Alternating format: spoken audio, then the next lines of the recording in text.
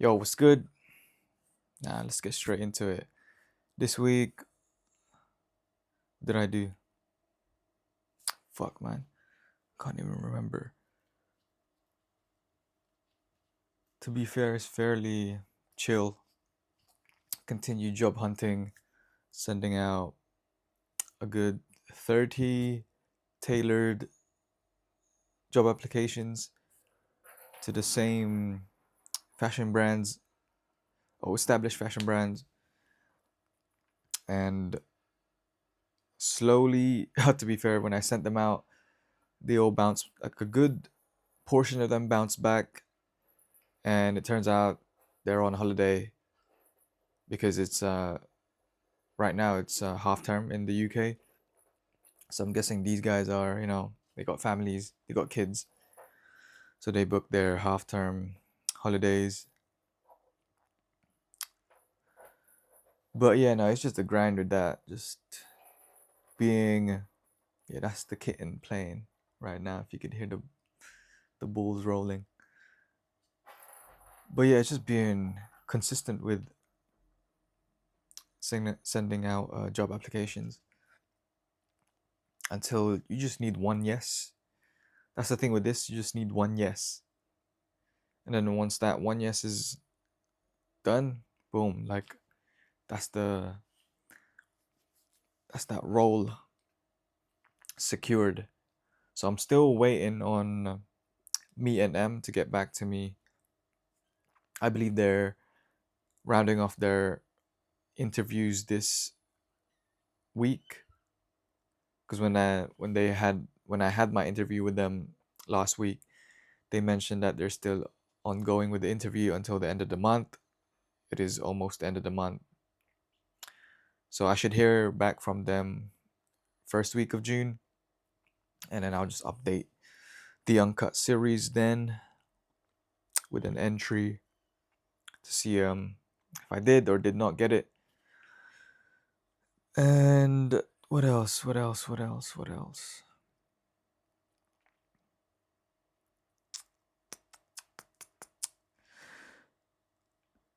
I've been working on Pioneers of Greatness, just developing its sort of direction. Not much on designing the clothes and whatnot, since that there is already sort of been done. Like I've already established a design language, so that's not my main focus at the moment, whilst I build capital so that I can start producing some of these designs, or at least moving them into a prototype, a sample. But aside from that, I'm sort of developing this layer that I want to add onto Pioneers of Greatness. I don't want to talk too much into it at the moment, like giving out details, but I think it's something that aligns well with the values of Pioneers of Greatness. The whole idea of moving towards your purpose, finding your purpose.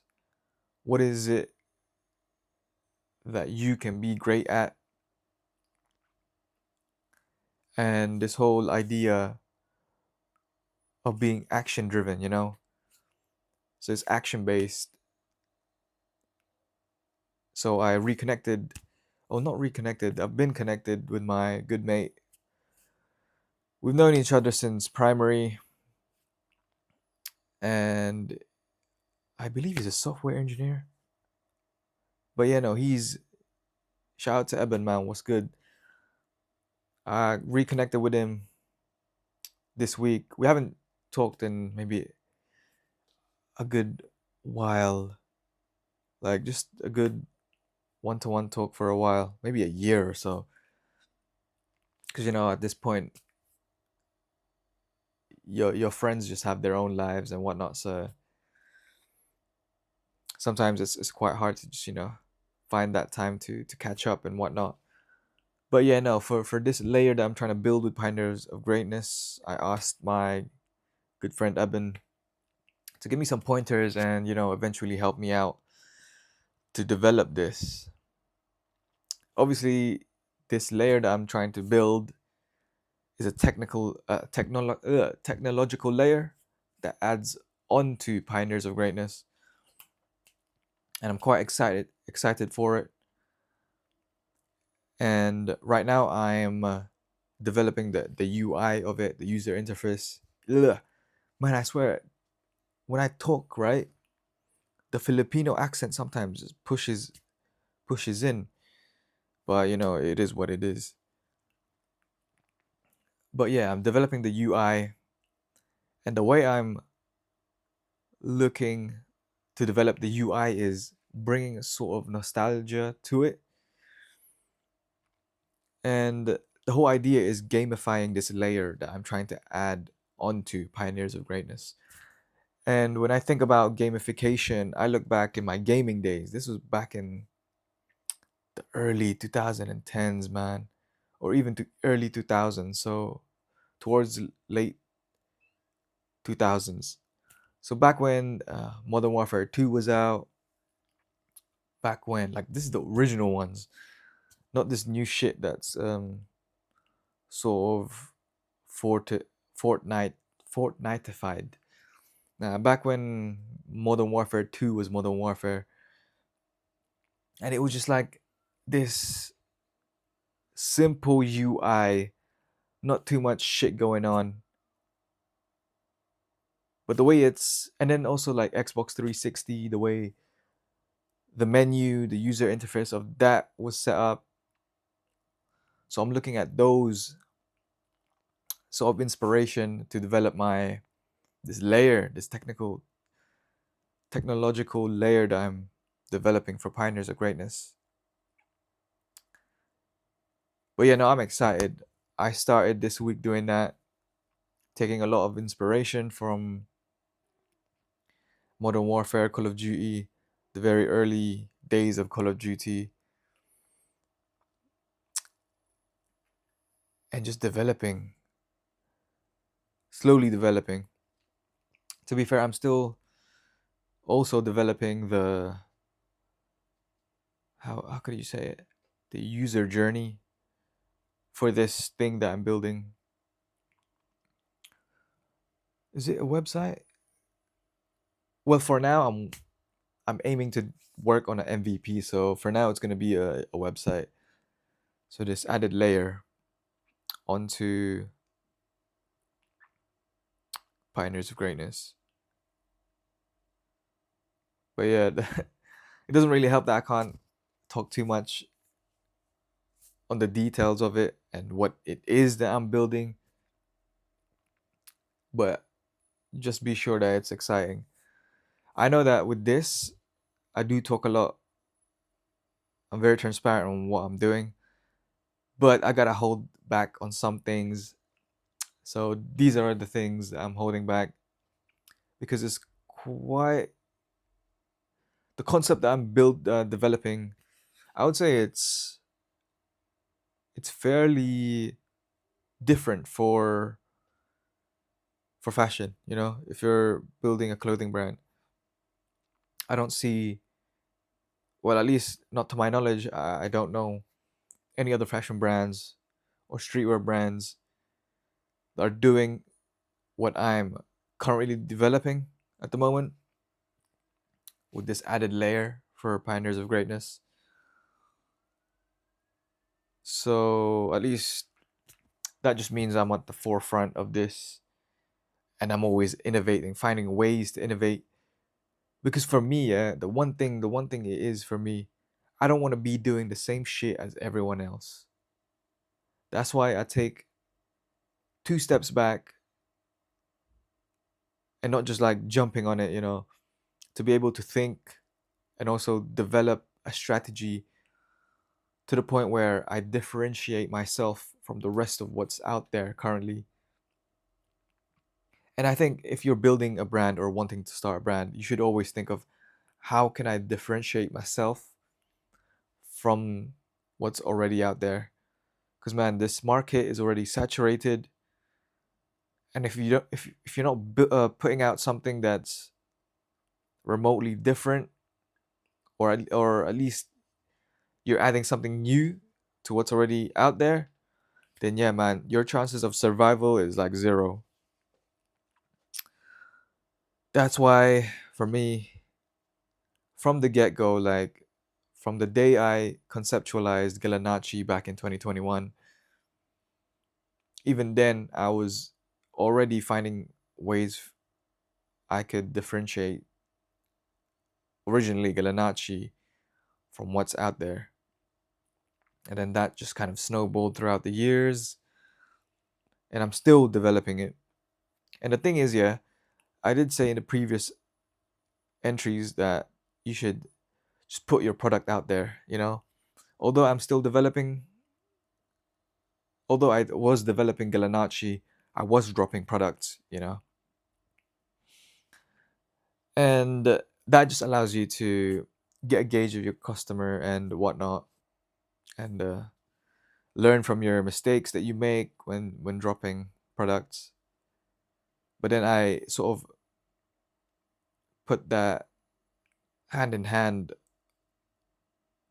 developing my brand. Man, honestly, man, this uh, when I do this, I don't plan anything. It's just off the dome, and then whatever I can sort of bounce off, I'll bounce off. But yeah, that's sort of what I did this week with Pioneers of Greatness. Did I do much of Galanacci on the footwear stuff? No, not really. But I did get a client, had a client meeting this week, and it was to do with the footwear designs that I was doing, posting. They wanted a CAD design, a render, and a graphic design. They're trying to build this, what do you call it? Yeah, build a footwear brand. And they needed my services. So I just had a quick meeting with them and also discussed the importance of having a detailed tech pack. And they showed me an example of their tech pack. It was very basic, but I would say it's a good starting point.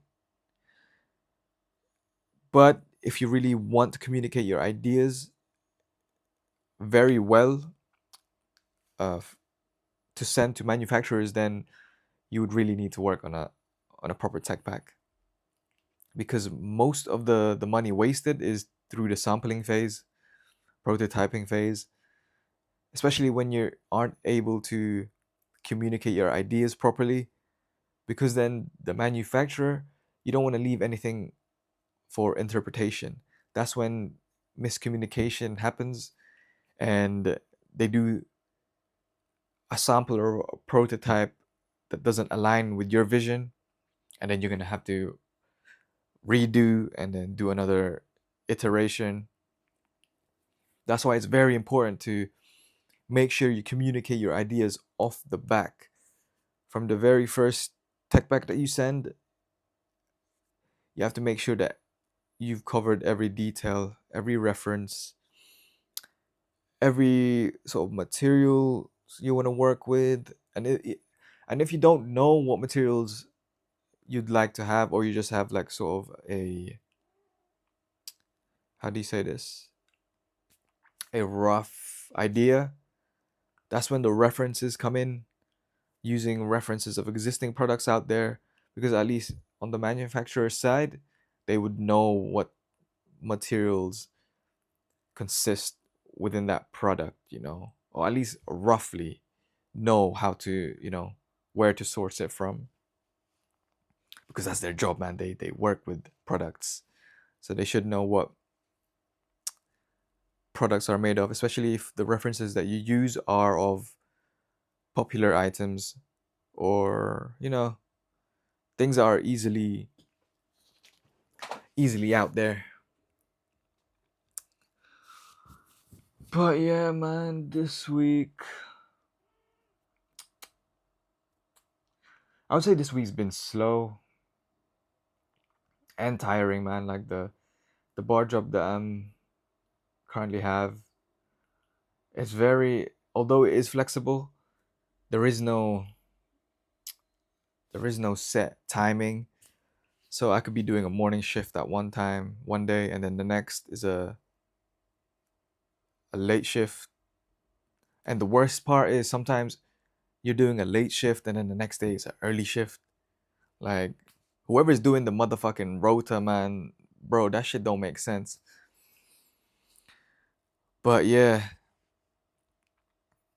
yeah, man. I just forget. I've said this multiple times in previous entries. I just forget how difficult it is for like hospitality or customer service roles are compared to like corporate. Because corporate, it's 9 to 5. Your hours won't differ. Well, unless you're doing overtime, and being a fucking slave.